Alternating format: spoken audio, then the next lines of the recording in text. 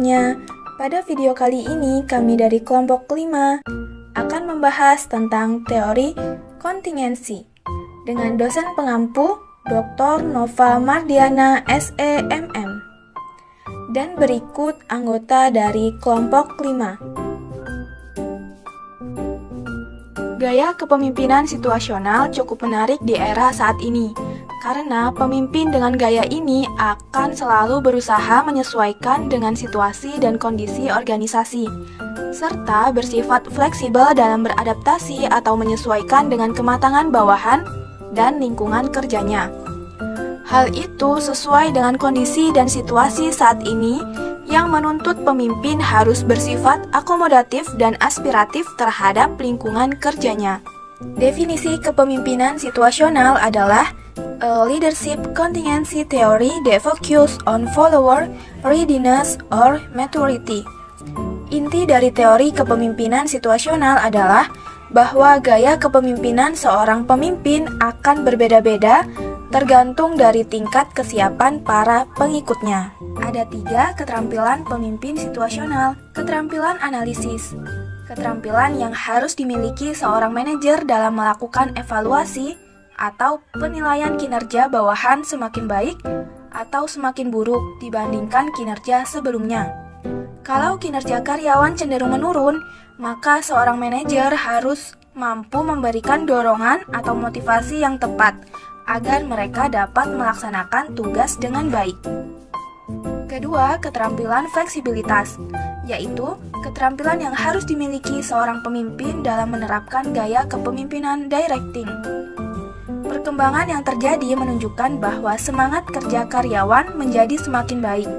Rasa tanggung jawab mulai tumbuh dan mereka dapat bekerja secara mandiri, sehingga dapat diterapkan gaya kepemimpinan delegating. Keterampilan komunikasi, yaitu keterampilan yang harus dimiliki seorang pemimpin untuk menyampaikan ide atau gagasan kepada karyawan, termasuk bagaimana ia harus menjelaskan perubahan gaya kepemimpinan kepada bawahannya. Yang terpenting adalah bagaimana mengkomunikasikan ide atau gagasan tersebut dengan jelas dan mudah dipahami dengan baik oleh karyawan, sehingga dapat dihindarkan kesalahpahaman dalam berkomunikasi. Teori Fiedler. Teori kontingensi menganggap bahwa kepemimpinan adalah suatu proses di mana kemampuan seorang pemimpin untuk melakukan pengaruhnya tergantung dengan situasi tugas kelompok atau group task situation, dan tingkat-tingkat daripada gaya kepemimpinannya, kepribadiannya, dan pendekatannya yang sesuai dengan kelompoknya. Dengan perkataan lain, menurut Fiedler, seorang menjadi pemimpin bukan karena sifat-sifat daripada kepribadiannya, tetapi karena berbagai faktor situasi dan adanya interaksi antara pemimpin dan situasinya. Teori atau model kontingensi Fiedler 1967 sering disebut teori situasional karena teori ini mengemukakan kepemimpinan yang tergantung pada situasi. Model atau teori kontingensi Fiedler melihat bahwa kelompok efektif tergantung pada kecocokan antara gaya pemimpin yang berinteraksi dengan subordinatnya sehingga situasi menjadi pengendali dan berpengaruh terhadap pemimpin. Fiedler mengatakan bahwa ada 2 tipe variabel kepemimpinan, yaitu leader orientation dan situation favorability. Leader orientation merupakan pilihan yang dilakukan pemimpin pada suatu organisasi berorientasi pada relationship atau berorientasi pada task. Leader orientation diketahui dari skala semantik diferensial dari rekan yang paling tidak disenangi dalam organisasi. LPC tinggi jika pemimpin tidak menyenangi rekan kerja, sedangkan LPC yang rendah menunjukkan pemimpin yang siap menerima rekan kerja untuk bekerja sama. Skor LPC yang tinggi menunjukkan bahwa pemimpin berorientasi pada relationship. Sebaliknya, skor LPC yang rendah menunjukkan bahwa pemimpin berorientasi pada tugas. Situation favorability adalah tolak ukur sejauh mana pemimpin tersebut dapat mengendalikan suatu situasi yang ditentukan oleh 3 variabel situasi. Tiga aspek situasi yang dipertimbangkan meliputi: yang pertama, hubungan pemimpin-anggota. Adalah batasan di mana pemimpin memiliki dukungan dan kesetiaan dari para bawahan. Pemimpin mempengaruhi kelompok dan kondisi di mana ia dapat melakukan begitu. Seorang pemimpin yang diterima oleh anggota kelompok adalah dalam situasi yang lebih menguntungkan daripada orang yang tidak. Yang kedua, kekuasaan posisi, yaitu batasan di mana pemimpin memiliki kewenangan untuk mengevaluasi kinerja bawahan dan memberikan penghargaan serta hukuman. Yang ketiga yaitu struktur tugas. Batasan di mana terdapat standar prosedur operasi untuk menyelesaikan tugas, sebuah gambaran rinci dari produk atau jasa yang telah jadi, dan indikator objektif mengenai seberapa baiknya tugas itu dilaksanakan. Teori 4 Goal. Teori 4 Goal adalah suatu model kontingensi kepemimpinan yang dikembangkan oleh Robert House, yang menyaring elemen-elemen dari penelitian Ohio State tentang kepemimpinan pada initiating structure dan consideration serta teori pengharapan motivasi. Dasar dari teori ini adalah bahwa merupakan tugas pemimpin untuk membantu anggotanya dalam mencapai tujuan mereka dan untuk memberi arah dan dukungan atau keduanya yang dibutuhkan untuk menjamin tujuan mereka sesuai dengan tujuan kelompok atau organisasi secara keseluruhan. Istilah path goal ini datang dari keyakinan bahwa pemimpin yang efektif memperjelas jalur untuk membantu anggotanya dari awal sampai ke pencapaian tujuan mereka dan menciptakan penelusuran di sepanjang jalur yang lebih mudah dengan mengurangi hambatan dan pitfalls. Robbins 2002. Menurut teori path goal, suatu perilaku pemimpin dapat diterima oleh bawahan pada tingkatan yang ditinjau oleh mereka sebagai sebuah sumber kepuasan saat itu atau masa mendatang. Perilaku pemimpin akan memberikan motivasi sepanjang 1. Membuat bawahan merasa butuh kepuasan dalam pencapaian kinerja yang efektif, dan 2. Menyediakan ajaran, arahan, dukungan, dan penghargaan yang diperlukan dalam kinerja efektif. Robbins 2002. Untuk pengujian pernyataan ini, Robertos mengenali 4 perilaku pemimpin. Pemimpin yang berkarakter directive leader, supportive leader, participative leader, dan achievement oriented leader. Berlawanan dengan pandangan Fiedler tentang perilaku pemimpin, House berasumsi bahwa pemimpin itu bersifat fleksibel.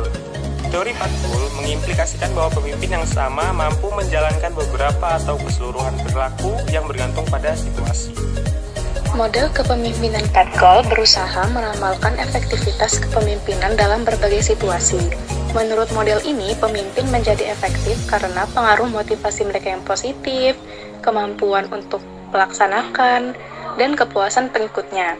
Model path goal menjelaskan bagaimana seorang pimpinan dapat memudahkan bawahan melaksanakan tugas dengan menunjukkan bagaimana prestasi mereka dapat digunakan sebagai alat mencapai hasil yang mereka inginkan.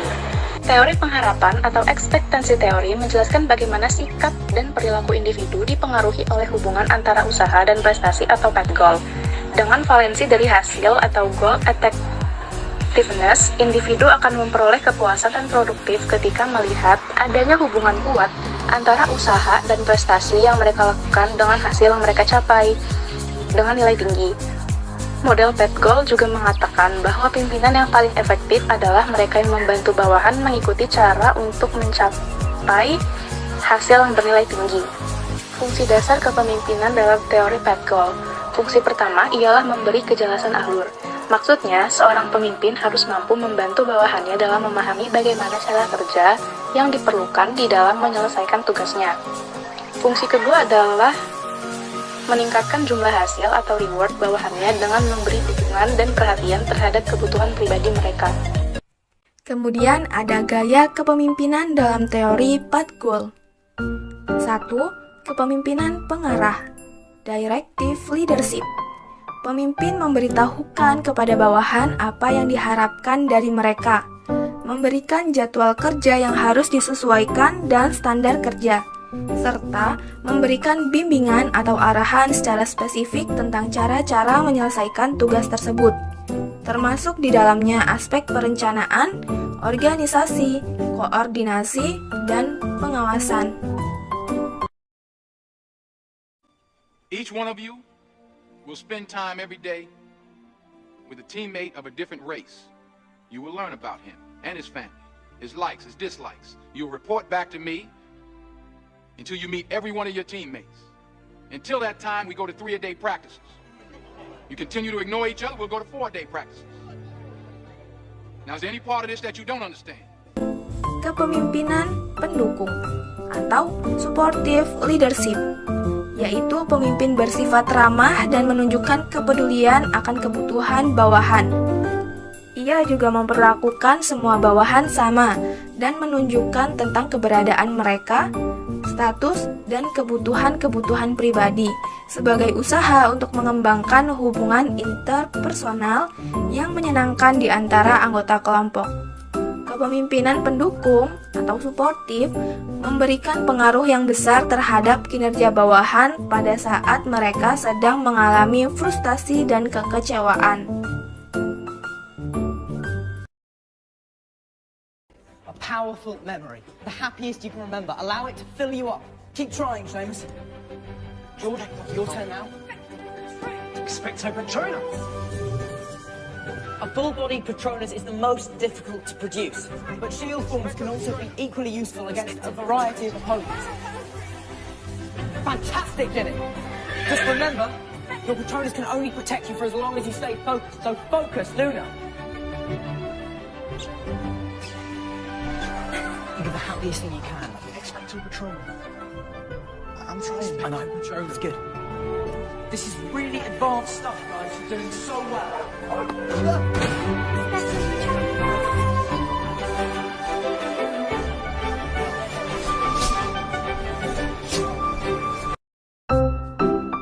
Tiga, kepemimpinan partisipatif atau participative leadership. Pemimpin partisipatif berkonsultasi dengan bawahan dan menggunakan saran-saran serta ide mereka sebelum mengambil suatu keputusan. Kepemimpinan partisipatif dapat meningkatkan motivasi kerja bawahan.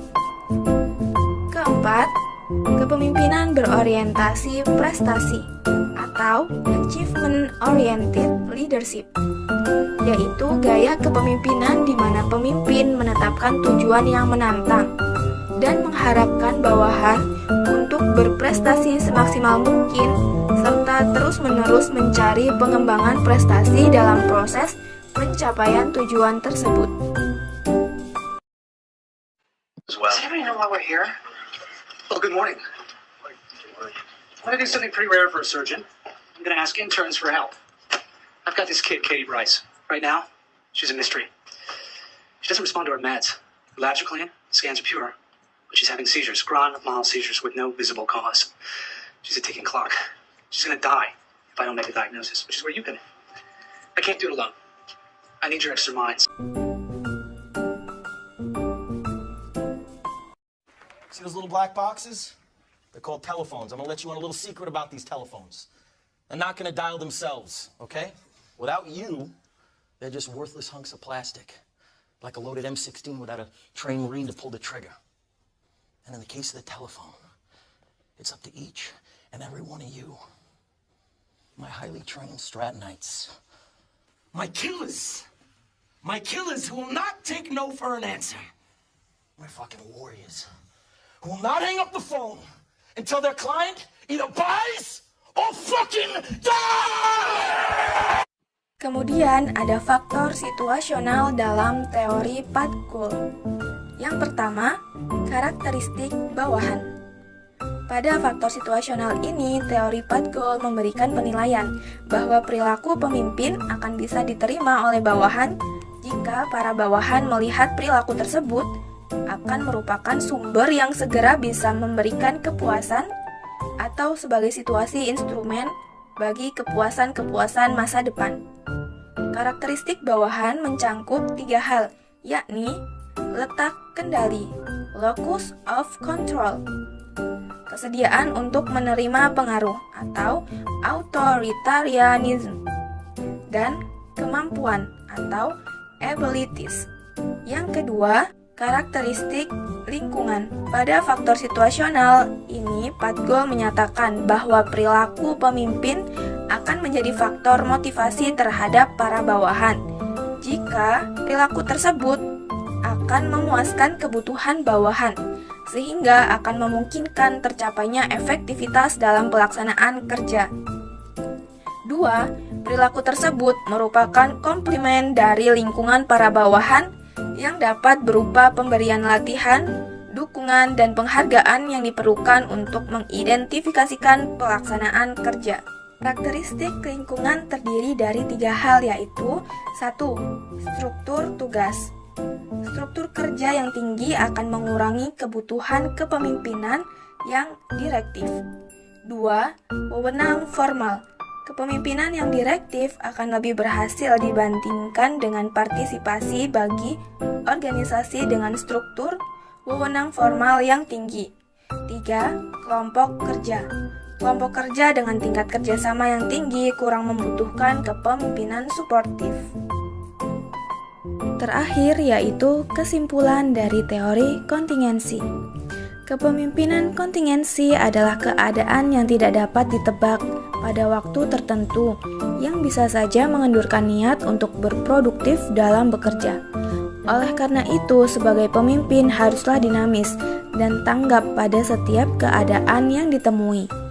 Kontingensi adalah bentuk rencana yang tidak ada dalam tahap perencanaan, namun telah diprediksi atau diperkirakan tentang apa yang akan dilakukan oleh pemimpin. Sama halnya dalam sebuah pekerjaan, ada beberapa hal yang seharusnya dapat dikendalikan, tetapi saat itu pula harus butuh kekuatan lain agar semuanya dapat terkendali. Pembahasan materi teori kontingensi dan teori 4 goal pada video ini kita cukupkan sampai di sini. Terima kasih sudah menonton sampai selesai. Semoga video ini bermanfaat and see you. Bye.